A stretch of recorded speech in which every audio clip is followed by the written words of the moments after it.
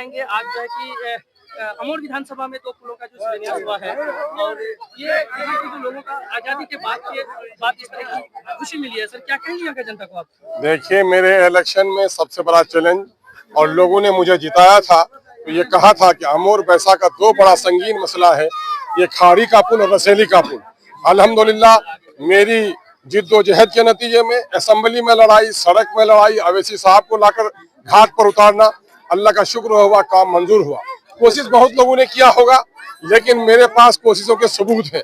किसी ने 1-2 हथौड़ा मारा होगा वो भी शेरदार है, लेकिन जिसे हजारों हथौड़े मारकर दीवार को गिराया है सबसे हकदार बड़ा वो बनता है।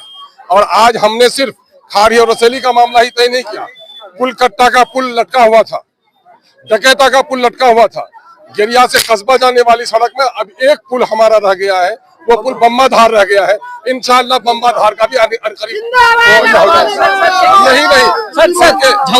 बल्कि परमान नदी में हमारा बकरा घाट पर भी पुल सैंक्शन हो गया है। इंशाअल्लाह अनकरीब उसका भी शिलान्यास होगा।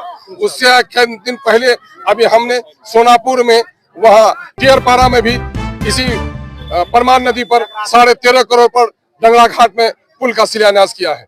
यही नहीं बल्कि अब अभयपुर घाट में जो महानंदा नदी पर है, जो कभी वक्त का वजीर भी नहीं सोच सका, वो काम हमने सैंक्शन करवाकर काम शुरू कर दिया है। फख्र से कहता हूँ कि जो वादा किया था वो पूरा किया, उम्मीदों से भी कुछ ज्यादा किया। सर एक सवाल लास्ट ये है, झौवारी और अधान पंचायत में जो राहरिया रोड था, जो वोटों का जो जनता ने बहिष्कार किया था, तो सर उस रोड को लेकर सर अब तक कहाँ तक मामला? मैं अधान के भाइयों को सलाम करता हूँ, उन्होंने अपना जमहूरी अंदाज अपनाया, लेकिन उसमें कुछ लोगों ने दलाली भी की थी उस योजना को बनाने में। अल्हम्दुलिल्लाह आपको बता दूं कि यही का और यहाँ कोचका का जो सड़क रुकी हुई थी उसको ब्लैक लिस्ट कर दिया गया है। इंशाल्लाह बरसात से पहले भी मेरा ढट्टा रहरिया पुल का ये सड़क का निर्माण का काम शुरू। सर अभी जलील मस्तान जी पूर्व मंत्री मीडिया में बयान दिया है कि अख्तरुल इमाम जी जो है भाड़े में लोगों को लेके आया और भाड़े में गाड़ी 200 करके लेके आए हैं बेचारा और सबको ले जाके बिरयानी खिलाएंगे, इस तरह का बयान दिया सर मीडिया में। बेचारा बूढ़ा आदमी हो गया, थका हुआ आदमी है, लोगों ने उसको बैठा दिया है, जबरदस्ती खड़ा होना चाहता है तो खड़ा हो पाए भला।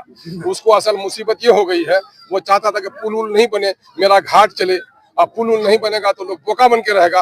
अख्तर वो कल तक कहता था, बहुत सब नेता यहाँ का जो कहता था कि इनका बेटा है, तुमने क्या बोलते हो रे? और अख्तर ईमान ने सबको कहा कि बोलना सीखो, नेता से सवाल करो।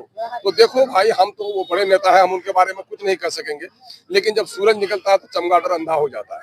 सर जब तरक्की का सूरज निकलता है तो बहुत सारा लोग, जो लोग पटना में जाकर आलू प्याज का लहसुन का खेती करता था, उनको लगता है कि पटना आलू प्याज लगाने के लिए नहीं भेजा है, पटने में असेंबली में दहाड़ कर बोलना और अपने मसले के हल को लड़ाने। सर खाड़ी का जो पुल बन रहा है उसमें लोगों ने विरोध किया है कि वहाँ बोल्डर पिचिंग भी होनी चाहिए, नहीं तो पुल नहीं बनने देंगे। असल पता नहीं है, कुछ लोग गुमराह कर रहे हैं।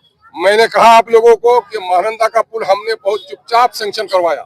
अगर मैं हंगामा करता तो बहुत सारे लोग जाकर, जो चौधरी लोग दुबले हो गए हैं, जो नेता नकम्मा किस्म का है, वो जाकर पट्टे में रोकता कि पुल नहीं बनना चाहिए। ये तो अल्लाह की मेहरबानी है, अमोर बैसा के लोगों की खुलूस भरी दुआएं हमारे साथ हैं। इतना बड़ा काम जो वजीर नहीं करा सका वक्त का हमने करा। सर दोनों पुल कितने करोड़ के लागत से? 35 करोड़ के लागत से बन रहा है खाड़ी, अब 32 करोड़ से रसेली। और आपको बना दें कि पाया में वहाँ पर 8 करोड़, यहाँ पर 6 करोड़, बाकी 32 करोड़ में 6 करोड़ जो आपका चला गया, तो ये 26 करोड़ रुपया का क्या होगा? 26 करोड़ रुपया का बांध बनेगा ताकि मेरा गाँव गिरिया कटने से बच जाए। वहाँ पर भी रसेली में भी वहाँ पर 35 करोड़ में 8 करोड़ चला गया, 27 करोड़ से वहाँ से लेकर खाड़ी भी और आगे महेशपुतना भी वहाँ पर बांध बन जाएगा। और अगर कुछ काम कमी रह जाएगी तो इंशाअल्लाह हम लोग भीख मांगने पर नहीं, हक की लड़ाई लड़ते हैं, लड़कर वो काम करवाएंगे। अपनी आवाम के लिए जो कुछ भी करना पड़ेगा। अख्तर ईमान ने वादा किया है कि अमोर बैसा की जनता ने उसे इज्जत दी है, वो फख्र समझेगा कि यहाँ के लोगों की खिदमत करते हुए एक एक कतरा लहू का अगर बह जाए तो अख्तर ईमान के लिए तैयार है। यहाँ पर ना जेई है, ना एक्सक्यूटिव है, ना एसडीओ है। सर अगर यहाँ की जनता जानना चाहे कि इस पुल के बारे में विस्तृत जानकारी तो नहीं, मुझे तो एक्सक्यूटिव के बारे में मुझको जेई के तो कोई मामला है, एक्सक्यूटिव को रहना चाहिए। शायद पटने से उन लोगों का कोई वीडियो कॉन्फ्रेंस हो गया जिसकी वजह से वो नहीं आ सका है, लेकिन जब काम शुरू होगा, टीपीआर आप लोगों के सामने होगा, एस्टीमेट होगा, हमारे सारे ऑफिसर यहाँ पर आएंगे और हम लोग अभी बार की हाजिरी यहाँ पर देंगे। और फिर आप मीडिया कर्मी किस काम के लिए? आप लोग तो सबसे बड़े पहरेदार हैं, आपको छन छन में पहरेदारी करना है। धन्यवाद। चलिए शुक्रिया। वो लाइट जल रहा है। पुल का शिलान्यास हुआ है, तो क्या कहना चाहेंगे विधायक जी को इस विषय में? आप कितने सालों के बाद आप लोगों को ये पुल मिला है? हाँ? जब पुल बना है तो पुल बंद करके छोड़ के भाग गई। अच्छा, यहाँ पब्लिक जो है तकलीफ हो रहा है। तकलीफ हो रहा है, तो क्या ये आप लोग को खुशी मिल रही नहीं मिल रही? पुल बन रहा है, हाँ खुशी बना है। तो ये क्या कहना चाहेंगे इस मामले में? कितने सालों से आप लोग मुसीबत झेल रहे थे? हम तो जब से पैदा हुए जब से मुसीबत झेल रहे हैं, ठीक है। बाकी अख्तरुल ईमान साहब को बहुत बहुत बधाई देते हैं, इनके प्रयास से रसेली पुल बना।